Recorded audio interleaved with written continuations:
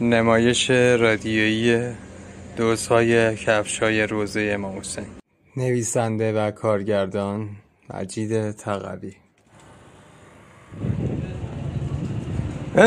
سپچه تو نفتی بابا سبت اومدم بابا ماشین نبیم در این خونه بازه جا کفش توشه بابا روزه است تو خونه خود نمیبینی بیخیاشو جان تو خفشه بابا باز واز امامو گرفتی باشی گونیه برده بری توش بزن بریم بابا کامو نیستم چشم به این پرچم میفته به دلم میلرزه بابا گم شد تو الان داشتی ترک موتور من میرقصیدی بندری میرفتی آدم شدی حالا برای من اصلا خودم میرم برم دارم میارم سهمی هم بهت نمیرسه گفته باشم هره خب رقص چه ربطی به دوستی گریه کنه امام حسین داره ها ما با همه چیز پایه بودم الا یه مورد خودت میدونی تو محرم لب به عرق نمیزنم یارم یعنی چی؟ یعنی که ما اعتقاد دارم به امام حسین هر عاشقالی شدیم بذار یه چیه بره آخرتمون داشته باشیم شهرام نگاه بری سمت خونه قید تو عبیخ میزنم ها بازم خفه حاج بابا که دزد مؤمن مسجد نیده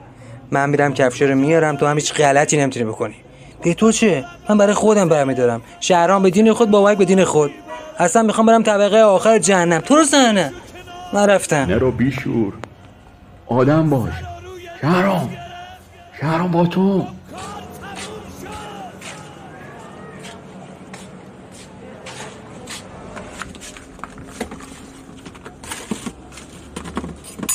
ای بابا اون قاشق دیگه اینجا چیکار میکنه دوست خدا لعنتت کنه اینجا دوست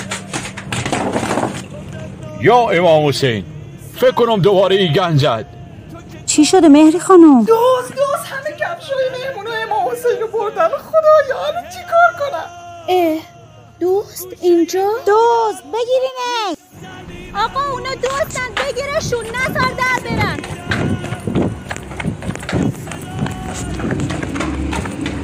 بابا روشن کن موتور روشن کن لعنتی روشن کن موتور اومدش روشن کن وای چرا روشن نمیشه ای لعنت به شهرام لعنت دوست بگیریدش دوست بهجام داره چیق میزنه الان امیر زنجا بهجام خب دارم هندل میزنم بابا سگ جو موتورت حالا که باید روشن بشه روشن نمیشه وای خدا ولش کن موتور بودو من رفتم بودو ولش کن موتور بنداز زنگ بیا بودو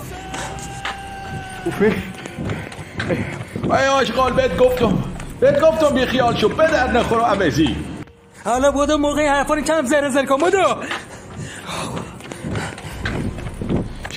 شهرام گفتم کفشا رو بنداز زمین نفهم موتور تو بی خیال شدی چسبیدی به کفشا ها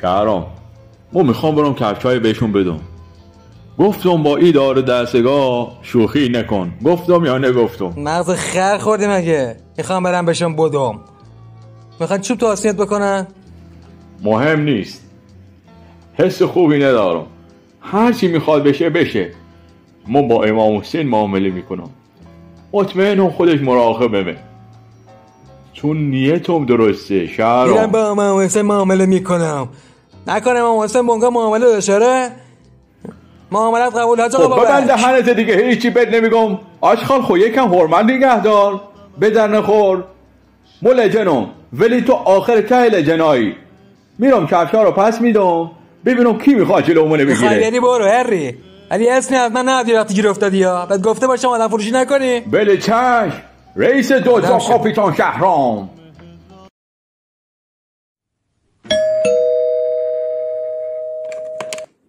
چیه؟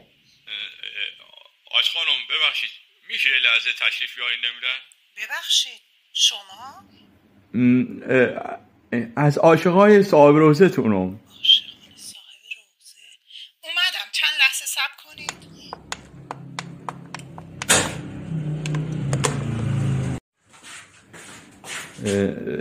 سلام حاج خانم حالتون خوبه؟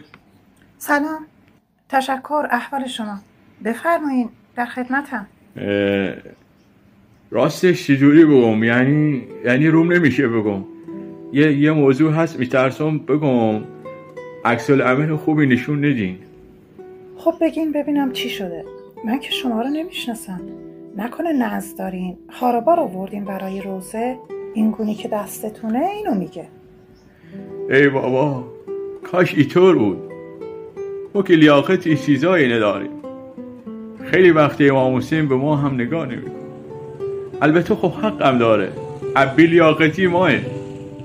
میگم حرفمو. تو رو خدا فقط به همون صاحب روزه امام حسین گذشت کنی. حلالمون کنی. کفشای دیشب و این رفیق ما از اونجا برداشت.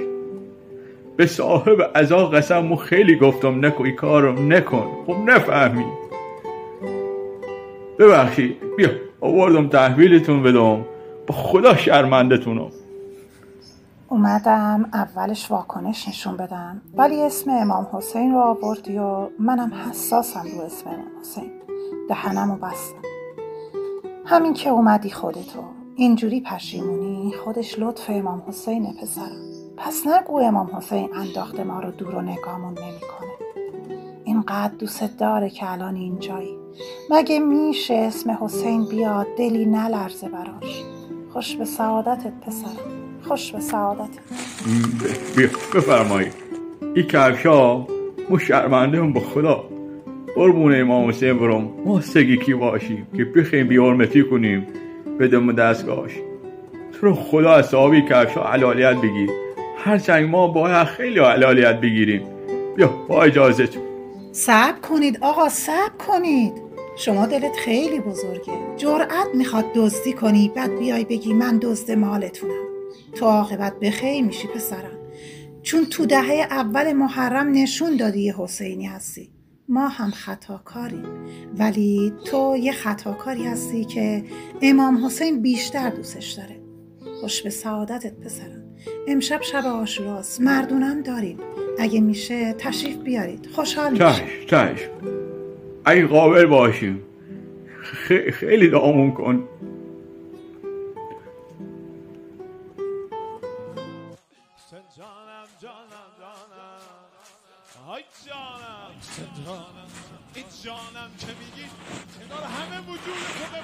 السلام علیک یا ابا عبدالله الحسین.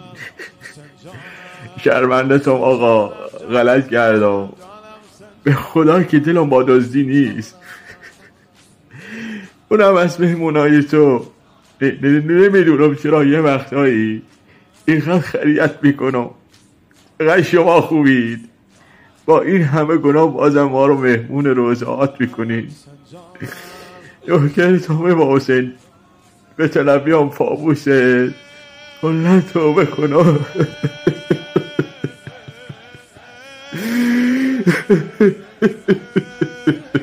خیلی خوش آمدی پسرم. حاجت روا بشی انشالله. امام حسین نگهدارت باشه. اول فضل باشه پناه میده. انشالله که راه حسین رو دیگه در پیش بگیریم. ممنونم. حلالمون کنی تو رو خدا. خوش به سعادتت پسر. قبول باشه انشالله. بفرمایین داخل. منم برم به مهمونای امام حسین شربت بدم. خداحافظ پسر. خدا حافظ. قبول باشه انشالله. صدا بازیگران مجید تقوی، سیاوش شجاعی، فریما بختیاری. مرداد ماه 1404 ماه محرم. سن جانم آی جانم سن جانم این جانم که میگید انگار همه وجود تو به پاش میریز. سن جانم سن جانم سن جانم جانم سن جانم سن جانم